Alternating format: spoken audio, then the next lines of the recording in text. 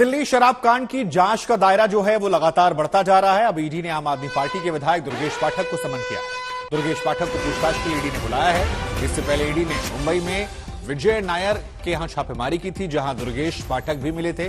उस वक्त ईडी ने दुर्गेश का फोन जब्त किया था और अब पूछताछ के लिए उन्हें समन किया गया है।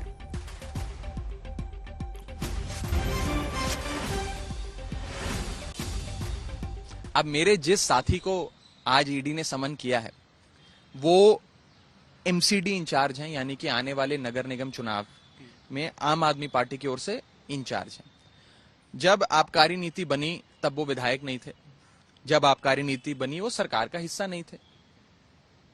उस शख्स का आबकारी नीति से, आबकारी विभाग से, वित्त मंत्रालय से, दिल्ली सरकार से क्या लेना देना। उस शख्स को आज कथाकथित शराब घोटाले में समन करके बुलाया गया। ये क्या दिखाता है? ये दिखाता है कि आम आदमी पार्टी के महत्वपूर्ण लोग जो महत्वपूर्ण पदों पे बने हुए हैं उनको समस्याओं में डालकर, उलझाकर, मेंटली प्रेशराइज कर उनको खत्म करने की कोशिश है कि अरविंद केजरीवाल के एक एक स्तंभ जो हैं वो सब एक एक करके खत्म हो जाए और केजरीवाल साहब अकेले पड़ जाएं। बीजेपी तो दुर्गेश पाठक को यहां पर बुलाया गया। इसी खबर पर मेरे साथ मेरे सहयोगी अरविंद ओझा जुड़ रहे हैं। अरविंद, जरा समझाइए हमारे दर्शकों को कि दुर्गेश पाठक का शराब कांड में क्या भूमिका है। क्या जो आरोप यहां पर राघव चड्ढा लगा रहे हैं उनमें कुछ हकीकत है या वाकई में कुछ ऐसा ठोस आधार है जिसकी वजह से दुर्गेश पाठक को ईडी ने समन किया है और आम आदमी पार्टी घिरती हुई नजर आ रही है? देखिए, प्रवर्तन निदेशालय ने जो आबकारी का केस था उस मामले में, शराब कांड का केस, उस मामले में छापेमारी की थी और उसी दौरान मुंबई में छापेमारी हुई थी। विजय नायर नाम के एक शराब कारोबारी का, और वहां जब छापेमारी प्रवर्तन निदेशालय करने पहुंची तो वहां पर दुर्गेश पाठक बैठे हुए मिले थे, जिसके बाद वहां पर तफ्तीश की गई थी और उसके बाद ही दुर्गेश पाठक को सम्मन किया गया है।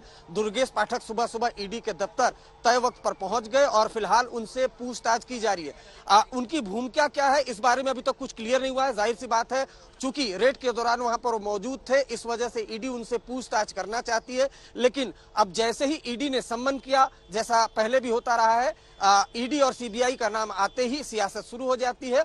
तो एक बार फिर आम आदमी पार्टी ने आरोप लगाया है कि चूंकि दुर्गेश पाठक एमसीडी इलेक्शन के इंचार्ज हैं, उनका शराब से कांड से क्या लेना देना, लिहाजा पूरी तरह से राजनीति हो रही है। तो आम आदमी पार्टी ने आरोप लगाया है, जबकि ईडी लगातार दुर्गेश नहीं। तो अरविंद, क्या ये इत्तेफाक है कि दुर्गेश नायर, जिनके यहां पर ये दुर्गेश पाठक जी जहां पर मिले थे मुंबई में, वहां उनका होना और एमसीडी में उनको जिम्मेदारी मिलना, यह सिर्फ इत्तेफाक है? क्योंकि आप जो समझा रहे हैं उससे ऐसा प्रतीत हो रहा है कि ईडी उन्हें इसलिए पूछताछ कर रही क्योंकि वो मुंबई में मौजूद थे जब छापेमारी हुई और उसी बात को आधार बनाकर पूछताछ के लिए बुलाया गया। उसका एमसीडी से लेना देना नहीं। क्या यही है या कुछ और है? नहीं, एमसीडी से फिलहाल कोई लेना देना नहीं है, प्रवर्तन निदेशालय ने साफ कहा है। और अभी जांच एमसीडी को लेकर नहीं चली है, जांच चल रही है। जो पूरा शराब आबकारी वाला मामला था उसी को लेकर प्रवर्तन निदेशालय की जांच चल रही है। सीबीआई ने केस दर्ज किया था, सीबीआई के केस को ईडी ने टेक ओवर किया और उसके बाद लगातार कई जगहों पर छापेमारी की गई, जिसमें कुछ पूर्व एक्साइज कमिश्नर भी शामिल थे, उनके भी छापेमारी की थी। और इसी छापेमारी के दौरान मुंबई में विजय नायर के यहाँ जब छापेमारी की गई थी तो वहां पर दुर्गेश पाठक मौजूद थे। वहां क्यों मौजूद थे, उनका क्या लेना देना है, इन्हीं तमाम चीजों को लेकर प्रवर्तन निदेशालय उनसे लगातार पूछताछ कर रहा है।